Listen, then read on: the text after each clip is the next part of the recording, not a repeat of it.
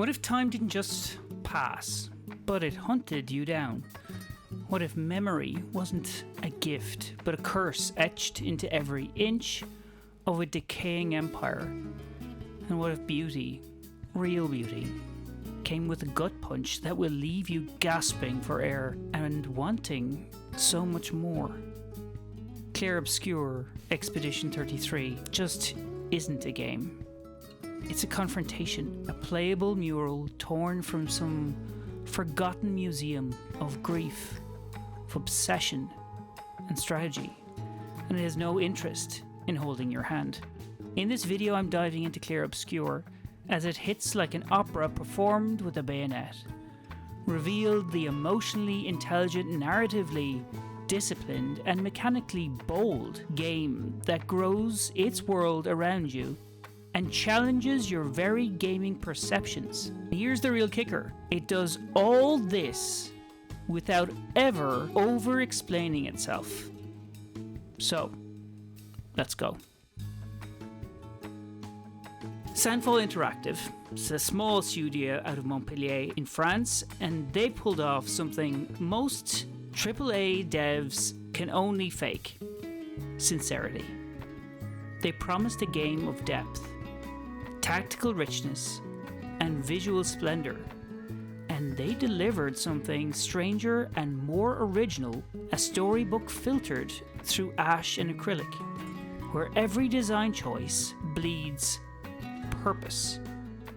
While Destiny game dev Bungie scrambles to patch story gaps and fetch thin content into seasonal arcs, Sandfall, just over 30 core devs, built a world with a memory of its own.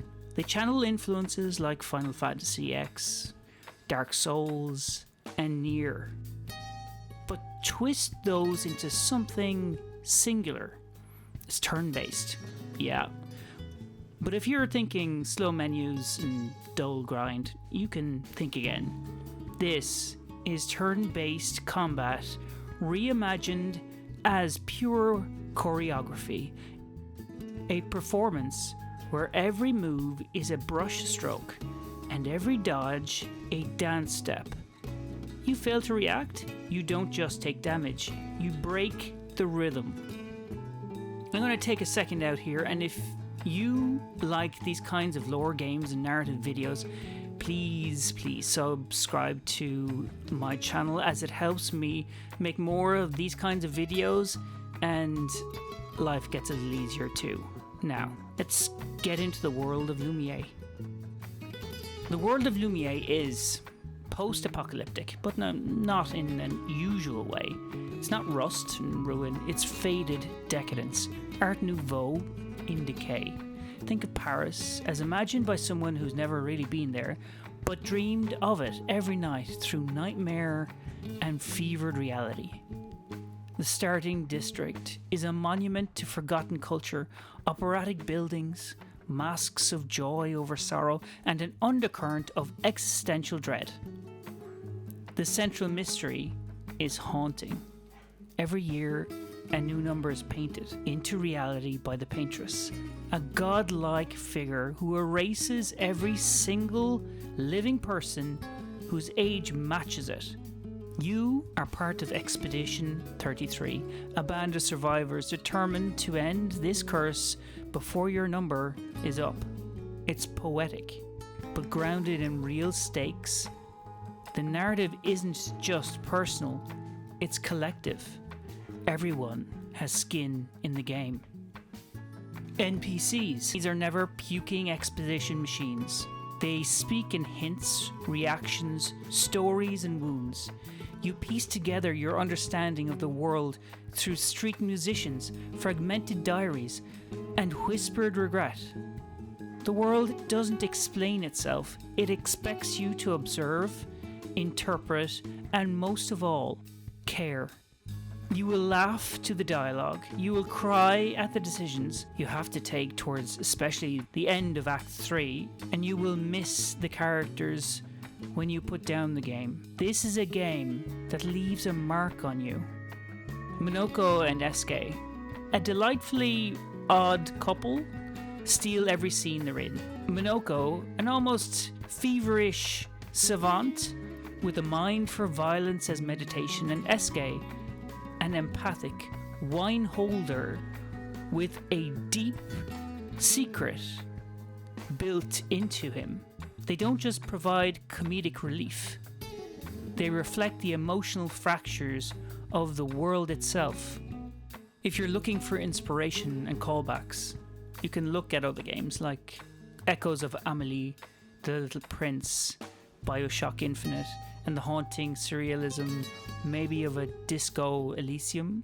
But again, this world belongs to itself.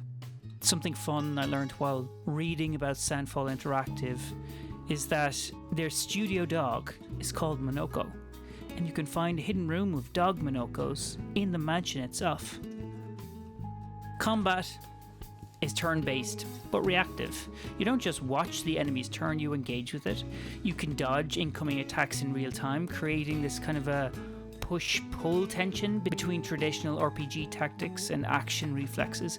But learning to slip into the audio rhythm of parrying is really where you get the most satisfaction. This will change from boss to enemy, but when you find that flow, you can reply with a timed parry that will do some hefty damage and help you out a lot and make you feel so good for pulling it off.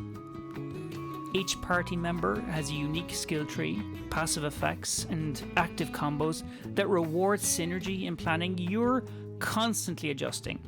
Do you burn a skill now for a burst damage? Do you save it and counter for an upcoming boss phase? These are questions that matter, especially on harder difficulties.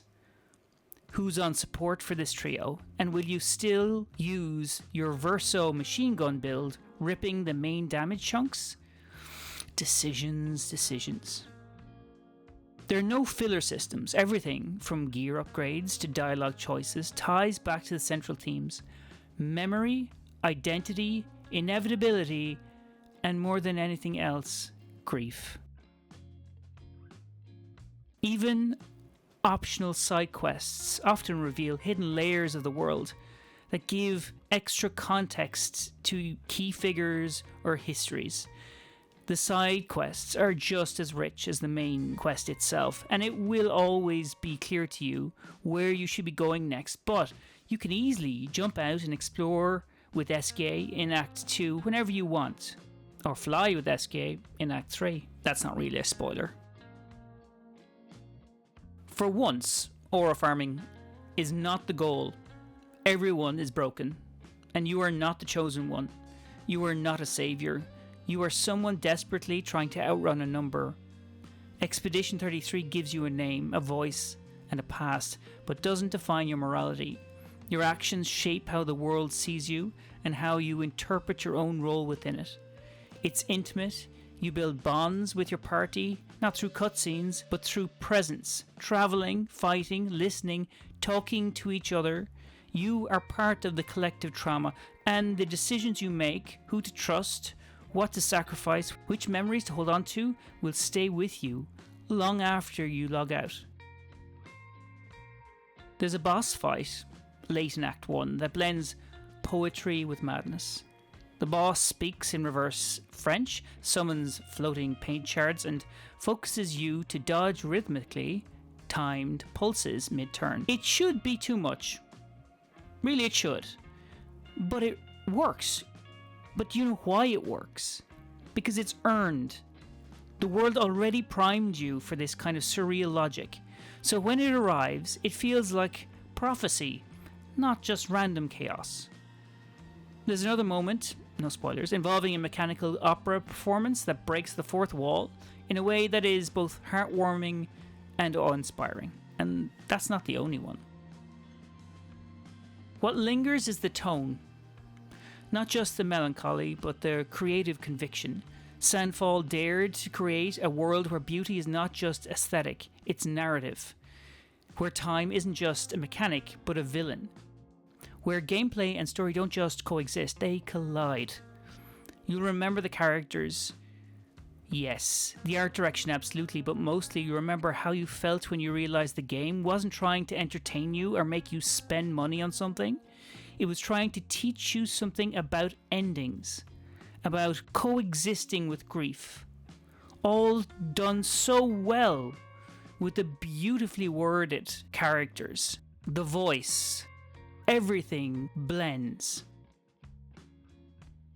Sandfall Interactive is just a new studio, but many of its core devs cut their teeth on Ubisoft and other AAA houses. Creative director Guillaume Bruch grew up with Final Fantasy, Persona, and Baldur's Gate, and you can see like the indelible fingerprints of those here. But imagine through a French cultural lens and a painterly obsession with detail. They operate like a boutique atelier, not a content mill. No bloated content maps, no roadmaps promising seasonal drops, just a fully formed, uncompromising world they poured everything into. And it so shows. This and these are the people that should be making games. This is the kind of game that I want and I would love to play more of. Long may we get more of these kind of games. Wow, this has just been such a pleasure. I'm such a lucky boy. I can't wait to go home